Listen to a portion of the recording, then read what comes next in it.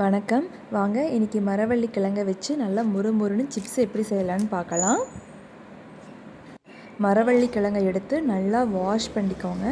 Wash பண்ணிவிட்டு அதோட தோலெல்லாம் நல்லா சீவி எடுத்துக்கோங்க.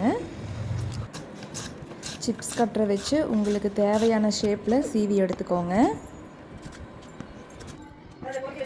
பார்த்திங்களா, நல்லா நீளமாக சிப்ஸ் சீவி நம்ம எடுத்துக்கிட்டோங்க.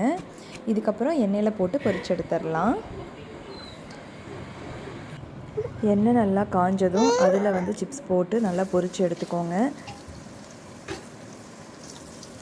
நம்ம வீட்லேயே நம்ம கையால் செஞ்சு சாப்பிடும்போது அதோட சுவையே தனிதானுங்க. குழந்தைங்களுக்கு கடையில் வாங்கி கொடுக்குறத விட நம்ம கையால் வீட்லேயே செஞ்சு இப்படி கொடுத்து பாருங்கள், ரொம்ப ஹெல்த்தியாகவும் இருக்கும். அவ்வளோதாங்க, ரெடி ஆயிடுச்சு. மரவள்ளி கிழங்க வச்சு நல்லா முறுமுறுன்னு நம்ம சிப்ஸ் ரெடி பண்ணிட்டோங்க. பாருங்கள் எந்த அளவுக்கு கிறிஸ்பியாக இருக்குன்ட்டு.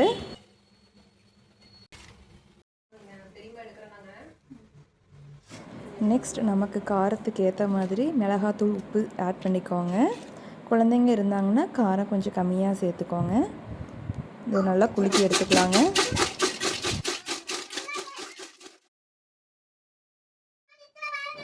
அவ்வளோதாங்க, நம்ம மரவள்ளி கிழங்கு வச்சு நல்லா முறுமுறுன்னு கிறிஸ்பியாக சிப்ஸு செஞ்சாச்சுங்க. நீங்களும் இதே மாதிரி வீட்டில் ட்ரை பண்ணி பாருங்கள். தேங்க்ஸ் ஃபார் வாட்சிங்.